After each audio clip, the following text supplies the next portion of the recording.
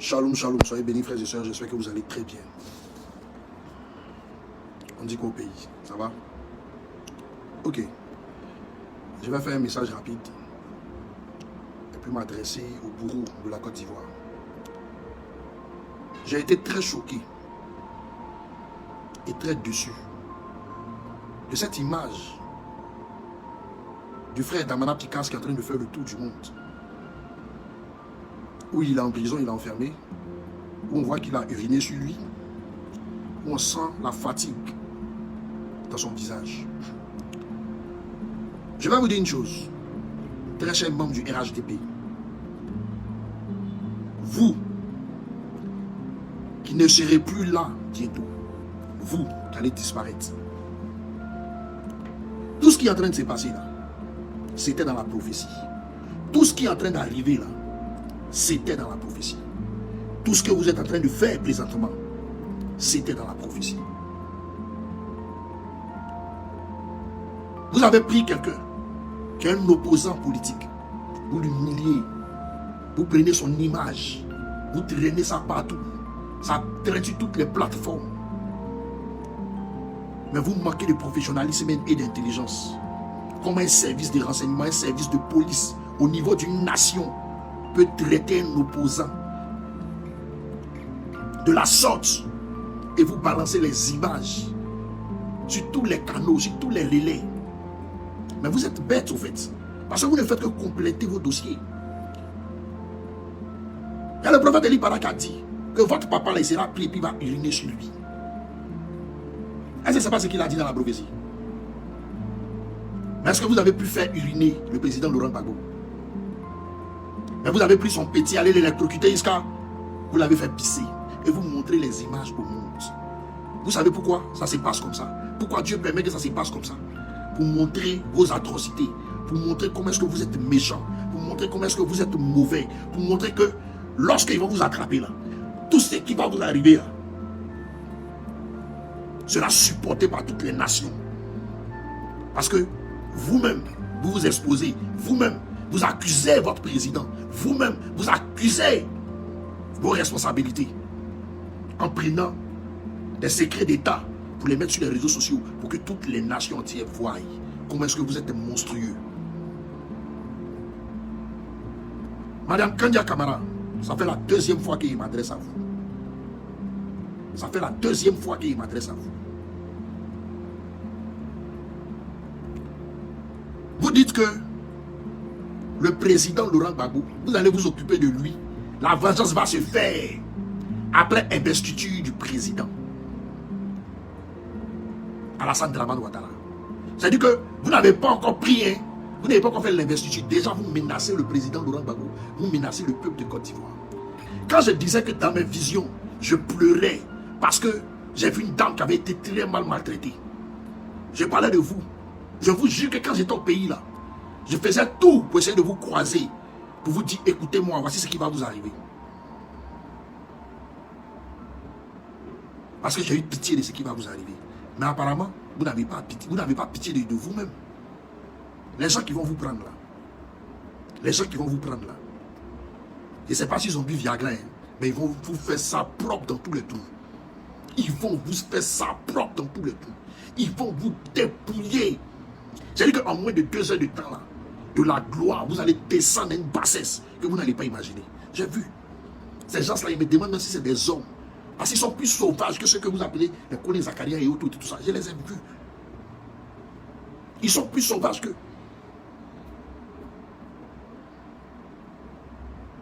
Vous êtes très méchants, vous êtes très mauvais. Vous continuez d'irriter Dieu.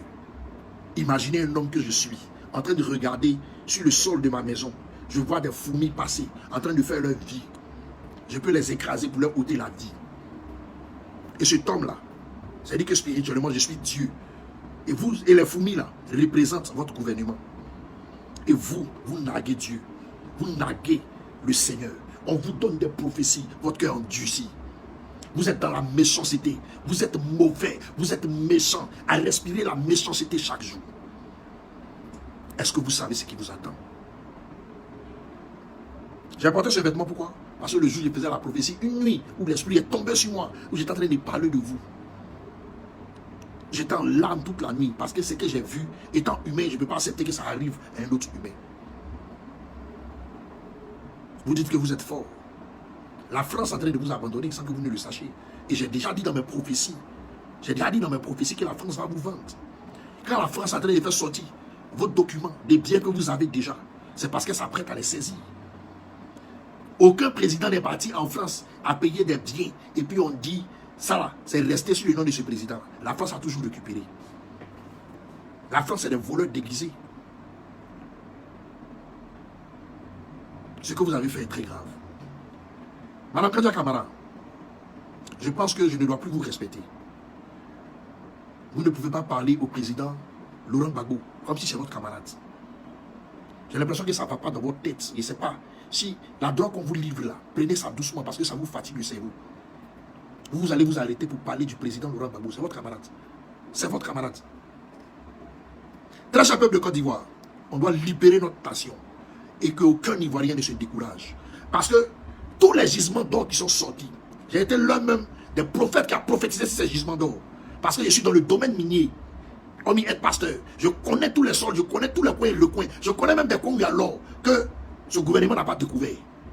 Et quand les prophéties sortaient, c'était Canaan qui sera vu par l'oppresseur, dont ils ne vont pas consommer.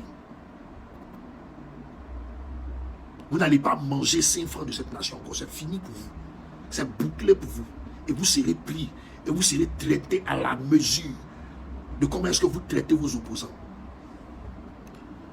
Je vais dire au cadre du PDCI. Quand on a l'habitude de venir et vous donner des prophéties, vous pensez que c'est parce que, comme vous êtes nantis, on cherche de l'argent auprès de vous, on cherche à se faire voir, vous pensez que c'est parce qu'on n'a rien à faire de notre vie, qu'on vient se lever pour venir citer votre nom dans quelque chose. J'avais dit une chose, de manière voilée, dans l'une de mes vidéos dernièrement. J'ai dit, lorsqu'ils vont dire qu'ils ont gagné, qu'ils ont pris le pouvoir, ils vont commencer à faire tomber des commandants de police et de gendarmerie. Le monsieur de la police qu'ils ont tué là, j'avais vu ça. Et j'ai vu dans leur liste, je peux citer le nom de ces ministres-là, qui sont en train de préparer une éventuelle mort sur le maire de Cocody. Parce qu'ils veulent prendre la tête de Cocody. Et bizarrement, quand le monsieur de la police est mort, c'est-à-dire que le récit est venu dans ma tête, comme si celui qui a fait abattre, comment on appelle ça, le deuxième de la police là, celui qui a abattu là, c'est lui que je vois sur une moto venir garer au niveau du maire de Cocody pour voir lui qui l'a dit. Mais c'est pas tout le monde en touche. Dieu qui est souverain, qui sait pourquoi il a mis ses enfants sur cette terre, il ne va pas permettre cela. Vous allez tomber bien avant votre décision macabélique contre le maire de Cocody. J'assume mes dires. Monsieur le maire de Cocody, ne me sous-estimez pas. Moi, quand je parle avec preuve. Je vais vous conter une petite histoire pour que vous compreniez, parce que dans votre cercle, je pense que vous pouvez connaître cette personne. Il y avait l'ancien ministre du nom de Allah Remika, son petit frère, qui est médecin à Cocody, qui s'appelle M. Allah, qui était dans une église 27e tranche. Il va voir ma vidéo, il va venir témoigner.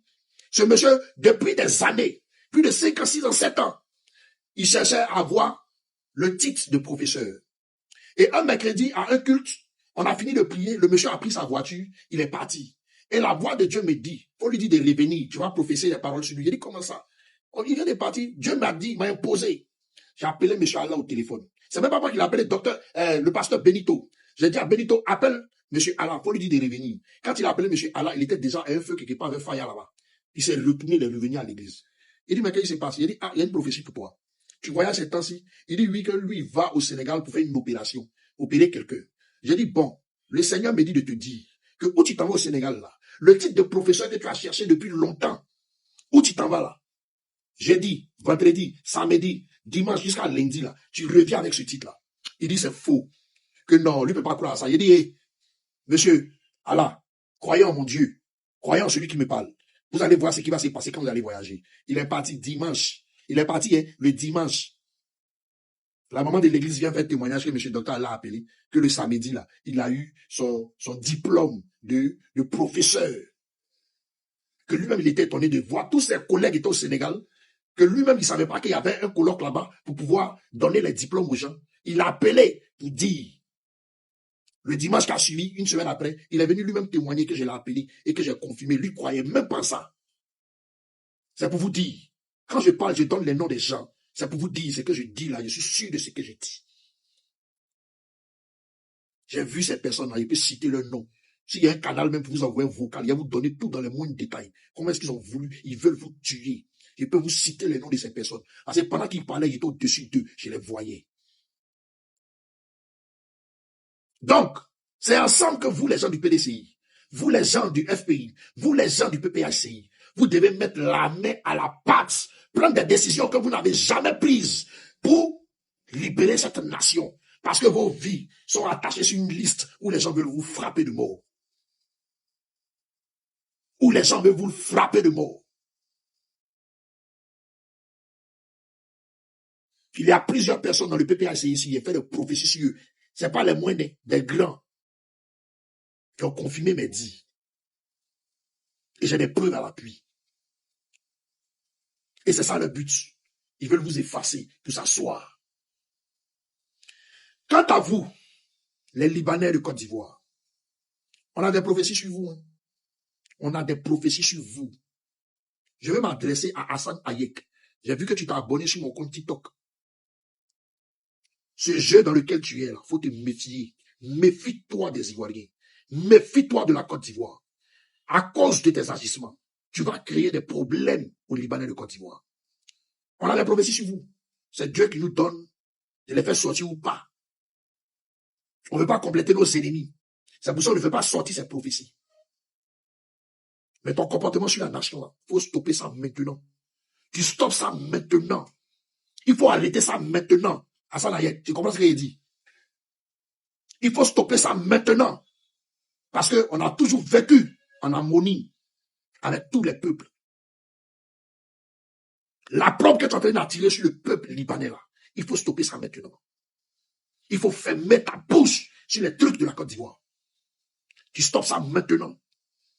J'espère que tu m'as compris. J'espère que tu m'as compris. Des postes bande de comptes tu es en train de faire pour provoquer le peuple ivoirien là. Il faut stopper ça maintenant. Parce que ce qui va arriver, tu ne pourras pas assumer. Ce que tu comptes dessus, ça va te laisser. Il ne faut pas jouer avec ce peuple-là. Là, cher peuple de Côte d'Ivoire, soyez bénis. Que Dieu vous garde, que Dieu vous assiste. Ne vous inquiétez pas pour ces gens du RHDP. Ça a été acté, ça a été arrêté, ça a été signé, ça a été décrété, c'est bouclé. Ils seront pris, ils seront frappés de mort. Dieu leur a donné un petit temps pour montrer au monde comment est-ce qu'ils traitent leurs ennemis. Et ils vont recevoir le centuple de ce qu'ils ont fait à cette nation. Sur ce, shalom.